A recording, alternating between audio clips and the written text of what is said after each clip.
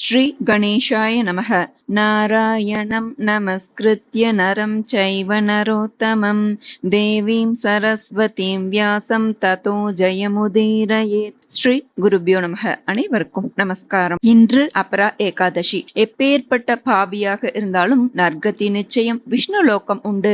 இந்த அபரா ஏகாதசி அனுஷ்டித்தால் அந்த ஏகாதசி மகிமை பற்றி தெரிந்து கொள்ளலாம். தர்மராஜா யுதிஷ்டர் கிருஷ்ண பரமாத்மாட்ட கேட்கிறார், இந்த அபரா ஏகாதசி மகிமை பற்றி எனக்கு சொல்லுங்கன்னு. அதற்கு பகவான் கிருஷ்ணர் சொல்றார், நீ ரொம்ப நல்லவன்பா, நீ உனக்காக மட்டும் கேட்கல, இந்த உலக க்ஷேமத்துக்காக கேட்கிற, நான் சொல்றேன் கேளு. இந்த அபரா ஏகாதசி பெரிய பெரிய மகா பாதகங்களை எல்லாம் அழிக்கக்கூடியது, அளக்கவே முடியாத அளவு பெரும் புண்ணியத்தை தரக்கூடியது. எவ்வளவோ பாபங்களை எல்லாம் பட்டியலிட்டு சொல்லப்பட்டிருக்கு. இந்த பாபங்கள்லாம் பண்ணியிருந்தாலும் யார் ஒருவர் இந்த அபரா ஏகாதசி என்று விரதம் இருந்து விஷ்ணு சிந்தனையாகவே இருந்து துவாதசி பாரணை செய்கிறார்களோ அவர்களுடைய மகா பாபங்களும் நீங்குகிறது. அப்படி என்னெல்லாம் பாபங்கள் சொல்லப்பட்டிருக்கு? பொய் பேசுறது, பொய் சாட்சி சொல்றது, தொழில்ல வாழ்க்கையில மற்றவர்களை ஏமாத்துறது, இல்லாத பொய்யான சாஸ்திரங்களை நிஜம் போல பரப்புறது, பொய் ஜாதகம், ஜோதிடம், இப்படி இல்லாத தோஷங்களை சொல்லி பிராய்ச்சித்தம் சொல்றது, ஆயுளை வளர்க்கக்கூடிய மருத்துவத்துல பொய் சொல்லி மருத்துவம்னு இல்லாததை இருக்கிறது போல சித்தரிச்சு சொல்லி ஏமாத்துறது, இவர்கள்லாம் நரகத்துக்கு போவார்கள் அப்படின்னு சொல்லப்படுறது. மேலும் பஞ்சமகா பாதகங்கள் பிரம்மஹத்தி, ஒரு குடியை கெடுக்கிறது, ஒரு குலத்தையே நாசம் செய்தல், அபாஷன் செய்யறது, பிறரை பற்றி கோள் சொல்லுதல், பிறன்மனை நோக்குதல், மேலும் போர் செய்யும் இடத்தில் இருப்போரும் அவர்களது உயிருக்கு பயந்து அவர்களது தர்மத்தை விட்டு அதுல பங்கேற்காமல் ஓடி ஒளிதல், போரில் புறமுதுகிட்டு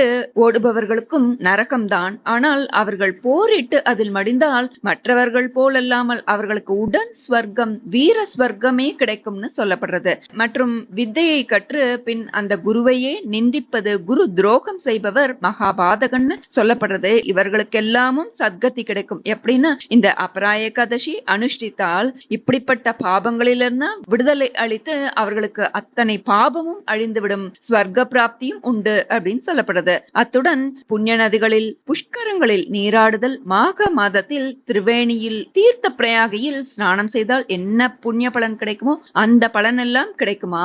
கார்த்திகை மாசத்தில் புண்ணிய நீராடினால் என்ன பலன் உண்டோ அது, காசி கயா கங்கையில் பிண்ட தானம் செய்தால் என்ன புண்ணிய பலன் உண்டோ அது, பத்ரிகாசிரமத்தில் தங்குதல், கேதார்நாத் தரிசித்தால் என்ன புண்ணிய பலனோ அவையெல்லாம் இந்த அபரா ஏகாதசியை அனுஷ்டித்தால் ஒருவர் அடைய முடியும் சொல்லப்படுறது. மேலும் குரு பகவான் கோச்சாரத்தில் இருக்கும் போது கோமதி நதியில் நீராடுதல், சிவராத்திரி புண்ணிய தினத்தில் ஈசனை வாரணாசியில் வணங்கி வழிபடுதல், கிரகண புண்ணிய காலத்தில் குருக்ஷேத்திரத்தில் புனித நீராடினால் என்ன புண்ணிய பலன் கிடைக்குமோ அவையெல்லாம் கிடைக்கும்.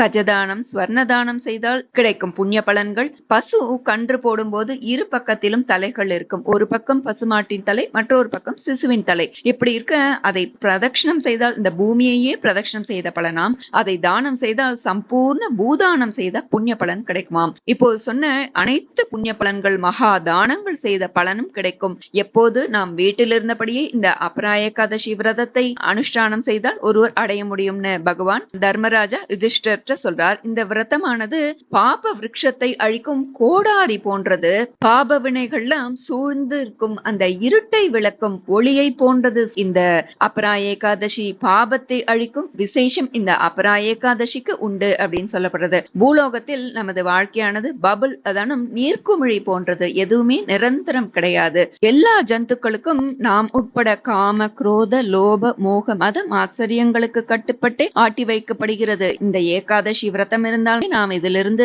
விடுபட முடியும். ஏகாதசி விரதம் இல்லை என்றால் வாழ்க்கையே வீண் சொல்லப்படுறது. ஓ யுதிஷ்டிரா, இந்த விரத மகாத்மியத்தை விளக்கக்கூடிய ஒரு கதையும் நான் சொல்றேன் கேளு அப்படின்னு சொல்றார். இன்னொரு காலத்துல மகித்வஜன்ற ஒரு அரசன் நல்ல முறையில அரசாட்சி செஞ்சுன்னு வரான். அவனுக்கு வஜ்ரத்வஜன்ற ஒரு சகோதரன் இருந்தான். அவன் ரொம்ப கொடூரமான குணம், நாஸ்திகவாதியா எப்படி இருந்தான். ஒரு நாள் இந்த வஜ்ரத்வஜன் தன்னுடைய சகோதரன் மேல பொறாமை அவனுக்கு. அவன் ராத்திரி தூங்கின் போது அவனை கொன்று அந்த ஊர்ல இருந்த ஒரு அரச மரத்தடியில புதைச்சிடுறான். அவன் அண்ணாவுடைய அந்த அரசாட்சியை தான் கைப்பற்றி கொண்டான். அபமிருத்யு காரணத்தினால இந்த மகித்வஜன் ஆவியாக அந்த மரத்தையே சுத்தி சுத்தி அலைறான். அந்த வழியில போவர் வருவோர் எல்லாருக்கும் ரொம்ப தொல்லை கொடுக்குறான். ஒரு நாள் அந்த வழியில தௌமிய மகரிஷின்றவர் வர அந்த மரத்துல தொங்கிட்டு இருந்த அந்த மகித்வஜனுடைய ஆன்மாவை பாக்குறார். அவருடைய தபோ பலத்தினால அவனுடைய பிரேத்த ஜன்மாக்கான காரணத்தையும் தெரிந்து கொள்றார். அப்ப அப்புறம் அந்த ஆன்மாவை அழிச்சு அதுக்கு தகுந்த புத்திமதிகள்லாம் சொல்லி அதை நல்வழிப்படுத்துறார். அதை கேட்டு மனம் திருந்துறது அந்த ஆவி. இந்த கொடுமையான இந்த பிரேத ஜென்மால இருந்து நான் விடுதலை அடையணும்னா நான் என்ன பண்ணணும், அதுக்குண்டான வழி எனக்கு சொல்லுங்கன்னு சொல்லி கேட்கறது. அதுக்கு இந்த தௌமிய மகரிஷி இந்த அப்புறம் ஏகாதசி விரத முறைகள் மகாத்மியத்தெல்லாம் சொல்லி அதுக்கு கடைபிடிக்க சொல்ல, அந்த மகித்வஜனும் இந்த விரதத்தை கடைபிடித்த அவனுடைய பிரேத ஜென்மாவும் நீங்கி நன்னிலை அடைந்தான்னு பகவான் யுதிஷ்டர்ட்ட சொல்றார். இந்த அபரா ஏகாதசி விரதமானது பாப விருட்சத்தையே வெட்டி வீழ்த்தும் கோடரியை போன்றது. ஓ யுதிஷ்டரா, யாரெல்லாம் தன்னுடைய கர்ம வினை பாபங்களை எல்லாம் கண்டு அஞ்சுகிறார்களோ அவர்களெல்லாம் இந்த விரதத்தை கண்டிப்பாக கடைபிடிக்க வேண்டும். யார் ஒருவர் இந்த அபரா ஏகாதசி விரதத்தை பக்தி ஸ்ரத்தையோட கடைபிடித்து திருவிக்கிரமரை வணங்கி வழிபடுகிறார்களோ அவர்களுடைய பாப வினைகள் எல்லாம் அழியும். இறுதியில் அவர்களுக்கு வைகுந்தம் நிச்சயம்னு பகவான் கிருஷ்ணர் யுதிஷ்டர்ட்ட சொல்றார். இந்த ஏகாதசி விரதம் இருந்து இந்த தினத்தில் விஷ்ணு சகஸ்ரநாமம், பகவத்கீதை, புராண இதிகாசங்கள் கேட்பது, இது போன்ற சத் விஷயங்கள் எல்லாம் செய்து விஷ்ணு ஸ்மரணமாகவே இருந்து துவாதசி பாலனை செய்தால் சர்வ பாப்பங்களிலிருந்து விடுபட்டு விஷ்ணு லோகம் கிடைக்கும். இது நிச்சயம் அப்படின்னு சொல்லப்படுறது. அகத்திக்கீரைக்கு அமிர்த பிந்துன்னும், சுண்டைக்காய்க்கு அச்சுதம்னும், நெல்லிக்காய்க்கு ஹரிபலம்னும் பெயர். இந்த ஹரிதினத்தில் இதையெல்லாம் செய்து துளசி தீர்த்தம் எடுத்துக்கொண்டு இந்த துவாதசி பாலனை முடிக்க விஷ்ணு பதம் நிச்சயம். வெறும் இந்த ஏகாதசி மகிமையை கேட்டாலே அதற்கு 1000 காராம் பசுக்களை தானம் செய்த பலன் கிடைக்குமாம். வைசாக்க ஏகாதசி நன்னாளில் நாம் பகவத்கீதை 18 அத்தியாயங்கள் 706 ஸ்லோகங்களிலிருந்து ரத்னங்களாக தேர்ந்தெடுக்கப்பட்ட 107 ஸ்லோகங்கள் சொல்லலாம். இதை சொல்ல முழு பகவத்கீதை பாராயணம் செய்த பலன் தரும். ஸ்லோகத்தை பார்க்கலாம். ஓம் ஸ்ரீ பரமாத்மனே நமஹ. அத தியானம். ஓம் பார்த்தாய பிரதிபோதிதாம் பகவதா நாராயணேன ஸ்வயம் வியாசேன கிரதிதாம் புராண முனினா மத்யே மகாபாரதே அத்வைதாமிருதவர்ஷிணீம் பகவதீம் அஷ்டாதசாத்யாயினீம் அம்ப த்வாம் அனுசந்ததாமி பகவத்கீதே பவத்வேஷிணீம். நமோஸ்து தே வியாச விஷால புத்தே புல்லாரவிந்தாயத பத்ர நேத்ர ஏன த்வயா பாரத தைல பூர்ணஹ பிரஜ்வாலிதோ ஞானமய பிரதீபஹ பிரபன்ன பாரிஜாதாய தோத்ரவேத்ரைக பாணயே ஞானமுத்ராய கிருஷ்ணாய கீதாமிருததுஹே நமஹ. सर्वोपनिषदो गावो दोग्धा गोपालनन्दनः पार्थो वत्सः सुधीर्भोक्ता दुग्धं गीतामृतं महत् वसुदेवसुतं देवं कंसचाणूरमर्दनं देवकी परमानन्दं कृष्णं वन्दे जगद्गुरुम्. मूकं करोति वाचालं पङ्गुं लङ्घयते गिरिं यत्कृपातमहं वन्दे परमानन्दमाधवम्. ஓம் ஸ்ரீ பரமாத்மனே நமஹ. அத ஸ்ரீமத்பகவத்கீதா திருதராஷ்டிர உவாச தர்மக்ஷேத்ரே குருக்ஷேத்ரே சமவேதாயுயுத்சவः மாமகாः பாண்டவாश्चैव கிமகுர்வத சஞ்சய कार्पण्यदोषोपहत स्वभावः पृच्छामि त्वां धर्मसम्मूढचेताः यच्छ्रेयस्यान्निश्चितं ब्रूहि तन्मे शिष्यस्तेऽहं शाधि मां त्वां प्रपन्नम्. श्रीभगवानुवाच अशोच्यानन् वशोचस्त्वं प्रज्ञावादांश भाषसे गतासु न गतासूंश नानुशोचन्ति पण्डिताः न त्वेवाहं जातु नासं न त्वं नेमे जनाधिपाः न चैव न भविष्यामः सर्वे वयमतः परम्. देहिनोऽस्मिन् यथा देहे कौमारं यौवनं जरा तथा देहान्तरप्राप्तिर्धीरस्तत्र न मुह्यति. मात्रा स्पर्शास्तु कौन्तेय शीतोष्णसुखदुःखदाः आगमापायिनो नित्यास्तांसि तिक्षस्व भारत. न जायते म्रियते वा कदाचिन्नायं भूत्वा भविता वा न भूयः अजो नित्यः शाश्वतोऽयं पुराणो न हन्यते हन्यमाने शरीरे वासांसि जीर्णानि यथा विहाय नवानि गृह्णाति नरोपराणि तथा शरीराणि विहाय जीर्णान्यानि संयाति नवानि देहि नैनं छिन्दन्ति शस्त्राणि नैनं दहति पावकः न चैनं क्लेदयन्त्यापो न शोषयति मारुतः जातस्य हि ध्रुवो मृत्युर्ध्रुवं जन्म मृतस्य च तस्मादपरिहार्येऽर्थे न त्वं शोचितुमर्हसि देहि नित्यमवध्योऽयं देहे सर्वस्य भारत तस्मात् सर्वाणि भूतानि न त्वं शोचितुमर्हसि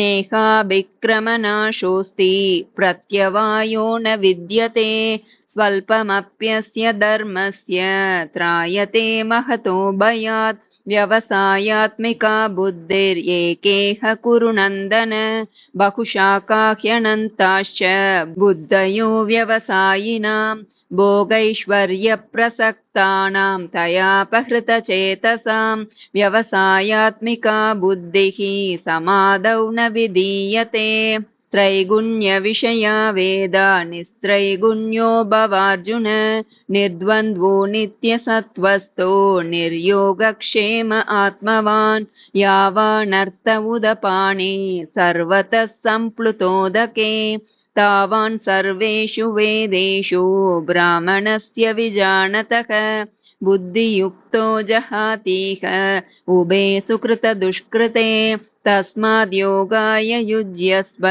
योगः कर्मसु कौशलम् ध्यायतो विषयान् पुंसः सङ्गस्तेषूपजायते सङ्गात् सञ्जायते कामः कामात् क्रोधोऽभिजायते क्रोधात् भवति सम्मोहः सम्मोहात् स्मृतिविभ्रमः स्मृतिभ्रंशात् बुद्धिनाशो बुद्धिनाशात् प्रणश्यति रागद्वेषवियुक्तैस्तु विषयाणीन्द्रियैश्चरन् आत्मवश्यैर्विधेयात्मा प्रसादमधिगच्छति यज्ञार्थात् कर्मणोऽन्यत्र लोकोऽयं कर्मबन्धनः तदर्थं कर्म कौन्तेय मुक्तसङ्गः समाचर अन्नाद् भवन्ति भूतानि पर्जन्यादन्नसम्भवः यज्ञाद् भवति पर्जन्यो यज्ञः कर्म समुद्भवः यद्यदाचरति श्रेष्ठस्तत्तदेवेतरो जनः स यत्प्रमाणं कुरुते लोकस्तदनुवर्तते प्रकृतेः क्रियमाणानि गुणैः कर्माणि सर्वशः अहङ्कारविमूढात्मा कर्ताहम् इति मन्यते श्रीभगवानुवाच काम एष क्रोध एष रजोगुणसमुद्भवः महाशनो महापाप्मा विद्येनमिह वैरिणम् श्रीभगवानुवाच इमं विवस्वते योगं प्रोक्तवानहमव्ययं विवस्वान्मनवे प्राह मनुरिक्ष्वाकवे ब्रवीत् एवं परम्परा प्राप्तम् इमं राजर्षयो विदुः सकाले नेह महता योगो नष्टः परन्तप स एवायं मया तेद्य योगः प्रोक्तः पुरातनः भक्तोऽसि मे सखा चेति रहस्यं ह्येतदुत्तमम् अजोऽपि सन्नव्ययात्मा भूतानामीश्वरोऽपि सन् प्रकृतिं स्वामधिष्ठाय सम्भवाम्यात्ममायया यदा यदा हि धर्मस्य ग्लानिर्भवति भारत अभ्युत्थानमधर्मस्य तदात्मानं सृजाम्यहम् परित्राणाय साधूनां विनाशाय च दुष्कृतां धर्म संस्थापनार्थाय सम्भवामि युगे युगे जन्म कर्म च मे दिव्यम् एवं यो वेत्ति तत्त्वतः त्यक्त्वा देहं पुनर्जन्म नैति मामेति सोऽर्जुन वीतरागभयक्रोधा मन्मया मामुपाश्रिताः बहवो ज्ञानतपसा पूता मद्भावमागताः ये यथा मां प्रपद्यन्ते तांस्तथैव भजाम्यहं मम वर्त्मानुवर्तन्ते मनुष्याः पार्थ सर्वशः चातुर्वर्ण्यं मया सृष्टं गुणकर्मविभागशः तस्य कर्तारमपि मां विद्यकर्तारमव्ययम् तद्विद्धि प्रणिपातेन परिप्रश्नेन सेवया उपदेक्ष्यन्ति ते ज्ञानं ज्ञानिनस्तत्त्वदर्शिनः विद्याविनयसम्पन्ने ब्राह्मणे गविहस्तिनि शुनि चैव श्वपाके च पण्डिता समदर्शिनः ये हि संस्पर्शजा भोगा दुःखयोनय एव ते आद्यन्तवन्तः कौन्तेय न तेषु रमते बुधः भोक्तारं यज्ञतपसां सर्वलोकमहेश्वरं सुहृदं सर्वभूतानां ज्ञात्वा मां शान्तिमृच्छति युक्ताहारविहारस्य युक्तचेष्टस्य कर्मसु युक्तस्वप्नावबोधस्य योगो भवति दुःखः प्राप्य पुण्यकृतां लोकान् उषित्वा शाश्वती समाः शुचीनां श्रीमतां गेहे योगभ्रष्टोऽभिजायते योगिनामपि सर्वेषां मद्गतेनान्तरात्मना श्रद्धावान् भजते यो मां समे युक्ततमो मतः मनुष्याणां सहस्रेषु कश्चिद्यतति सिद्धये यततामपि सिद्धानां कश्चिन्मां वेत्ति तत्त्वतः भूमिरापो नलो वायुः कं मनो बुद्धिरेव च अहङ्कार इति यं मे भिन्ना प्रकृतिरष्टदा अपरेयमितस्त्वन्यां प्रकृतिं विद्धि मे परां जीवभूतां महाबाहो ययेदं धार्यते जगत् मत्तः परतरं नान्यत् किञ्चिदस्ति धनञ्जय मयि सर्वमिदं प्रोतं सूत्रे मणिगणा इव दैवी ह्येषा गुणमयी मम माया दुरत्यया मामेव ये प्रपद्यन्ते मायामेतां तरन्ति ते न मां दुष्कृतिनो मूढाः प्रपद्यन्ते नराधमाः माययापहृतज्ञाना आसुरं भावमाश्रिताः चतुर्विधा भजन्ते मां जना सुकृतिनोऽर्जुन आर्तो जिज्ञासुरर्तार्थी ज्ञानी च भरतर्षभ बहूनां जन्मनामन्ते ज्ञानवान् मां प्रपद्यते वासुदेवः सर्वमिति समहात्मा सुदुर्लभः नाहं प्रकाशः सर्वस्य योगमाया समावृतः मूढोऽयं नाभिजानाति लोको मामजमव्ययम् वेदाहं समतीतानि वर्तमानानि चार्जुन भविष्याणि च भूतानि मां तु वेद न कश्चन इच्छाद्वेषसमुत्थेन द्वन्द्वमोहेन भारत सर्वभूतानि सम्मोहं सर्गे यान्ति परन्तप येषां त्वन्तगतं पापं जनानां पुण्यकर्मणां ते द्वन्द्वमोहनिर्मुक्ता भजन्ते मां दृढव्रताः अन्तकाले च मामेव स्मरन् मुक्त्वा कलेवरं यः प्रयाति समद्भावं याति नास्त्यत्र संशयः यं यं वापि स्मरन् भावं त्यजत्यन्ते कलेवरं तं तमेवैति कौन्तेय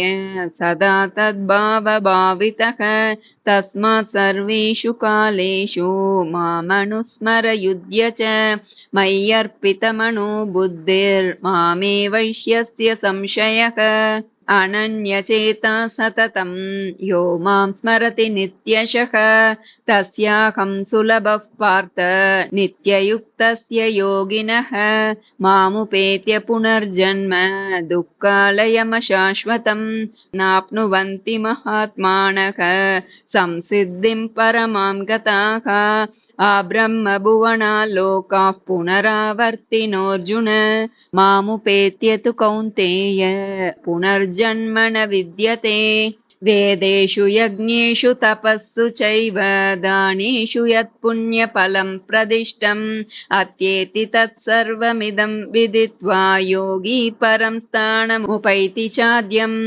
राजविद्या राजगुह्यं पवित्रमिदमुत्तमं प्रत्यक्षावगमं धर्म्यं सुसुखं कर्तुमव्ययं मया ततमिदं सर्वं जगदव्यक्तमूर्तिना मत्स्थानि सर्वभूतानि न चाहं तेष्वस्थितः मयाध्यक्षेण प्रकृतिः सूयते सचराचरं हेतुनानेन कौन्तेय जगद्विपरिवर्तते अवजानन्ति मां मूढा मानुषीं तनुमाश्रितं परं भावमजानन्तो मम भूतमहेश्वरं मोगाशामोगकर्माणो मोगज्ञानाविचेतसः राक्षसीमासुरीं चैव प्रकृतिं मोहिनीं श्रुताः महात्मानस्तु मां पार्थ दैवीं प्रकृतिमाश्रिताः भजन्त्यनन्यमनसो ज्ञात्वा भूतादिमव्ययं सततं कीर्तयन्तो मां यतन्तश्च दृढव्रताः नमस्यन्तश्च मां भक्त्या नित्ययुक्ता उपासते अनन्याश्चिन्तयन्तो मां ये जनाः पर्युपासते तेषां नित्याभियुक्तानां योगक्षेमं वहाम्यहं यान्ति देवव्रता देवान् पितॄन् यान्ति पितृव्रताः भूतानि यान्ति भूतेज्या यान्ति मद्याजिनोऽपि माम् पत्रं पुष्पं फलं तोयं यो मे भक्त्या प्रयच्छति तदहं भक्त्युपहृतम् अश्नामि प्रयतात्मनः यत्करोषि यदश्नासि यज्जुहोषि ददासि यत्तपस्यासि कौन्तेय तत्कुरुष्व मदर्पणम् समोहं सर्वभूतेषु न मे द्वेषोऽस्ति न प्रियः ये भजन्ति तु मां भक्त्या मयि ते तेषु चाप्यहम् अपि चेत् सुदुराचारो भजते मामनन्यभाक् साधुरेव समन्तव्यः सम्यग् व्यवसितो हि सः मां हि पार्थव्यपाश्रित्य येऽपि स्युः पापयोनयः स्त्रियो वैश्यास्तथा शूद्रास्तेऽपि यान्ति पराङ्गतिम् मन्मना भव मद्भक्तो मद्याजी मां नमस्कुरु मामे वैश्यसि युक्त्वैवम् आत्मानं मत्परायणः अहं सर्वस्य प्रभवो मत्तः सर्वं प्रवर्तते इति मत्वा भजन्ते मां बुधा भावसमन्विताः मच्चित्ता मद्गतप्राणा बोधयन्तः परस्परं कथयन्तश्च मां नित्यं तुष्यन्ति च रमन्ति च तेषां सततयुक्तानां भजतां प्रीतिपूर्वकं ददामि बुद्धियोगं तं येन मामुपयान्ति ते तेषामेवानुकम्पार्थम् अहमज्ञानजं तमः नाशयाम्यात्मभावस्तो ज्ञानदीपेन भास्वता अर्जुन उवाच परं ब्रह्म परं धाम पवित्रं परमं भवान् पुरुषं शाश्वतं दिव्यम् आदिदेवमजं विभुम् आहुस्त्वां ऋषयः सर्वे देवर्षिर्नारदस्तथा असितो देवलो व्यासः स्वयं चैव ब्रवीषि मे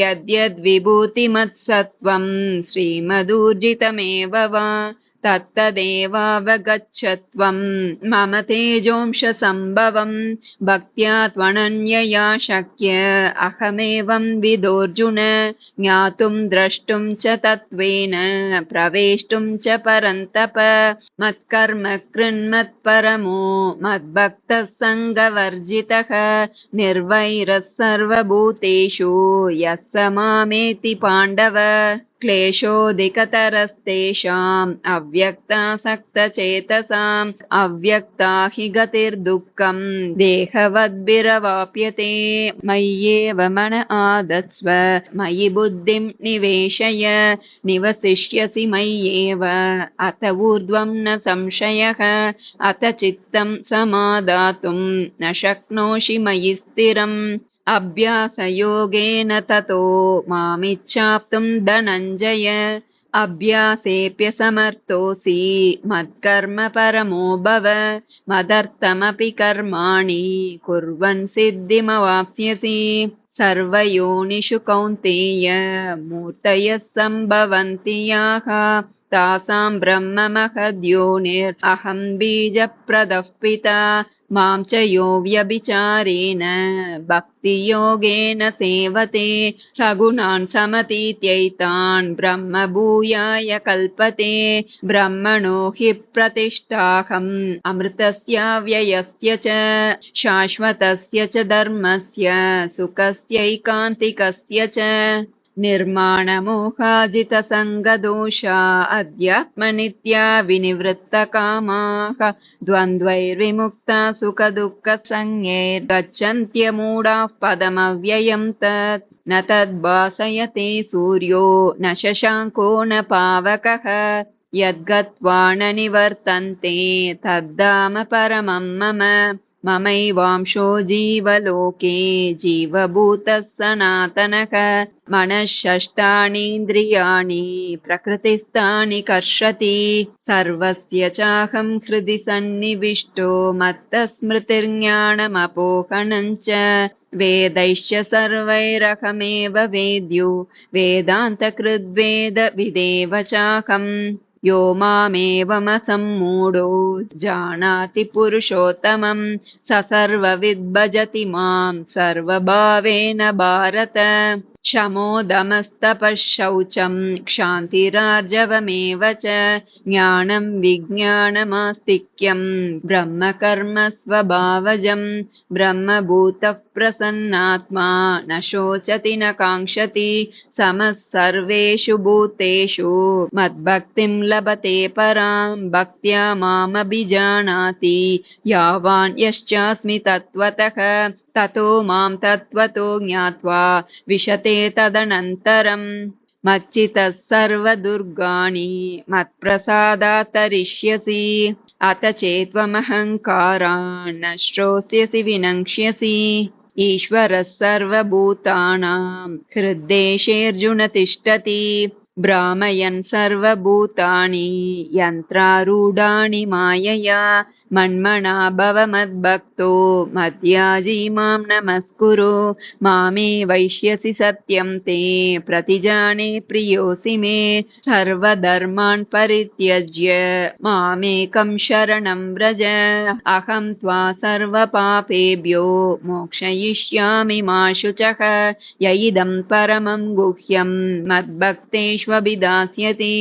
भक्तिं मयि परां कृत्वा मामे वैष्यत्य संशयः न च तस्मान्मनुष्येषु कश्चिन्मे प्रियकृत्तमः भविता न च मे तस्मात् अन्यः प्रियतरो भुवि यत्र योगेश्वरः कृष्णो यत्र पार्थो धनुर्धरः तत्र श्रीर्विजयो भूतिर्ध्रुवा नीतिर्मतिर्मम ॐ तत्सदिति श्रीमद्भगवद्गीतासु उपनिषत्सु ब्रह्मविद्यायां योगशास्त्रे श्रीकृष्णार्जुनसंवादे श्रीभगवद्गीता श्लोका सम्पूर्णा शान्ताकारं भुजगशयनं पद्मनाभं सुरेशं विश्वाधारं गगनसदृशं मेघवर्णं शुभाङ्गं लक्ष्मीकान्तं कमलनयनं योगिभिर्ध्यानगम्यं वन्दे विष्णुं भवभयहरं सर्वलोकैकनाथम् यदक्षरपदभ्रष्टं मात्राहीनं तु यद्भवेत्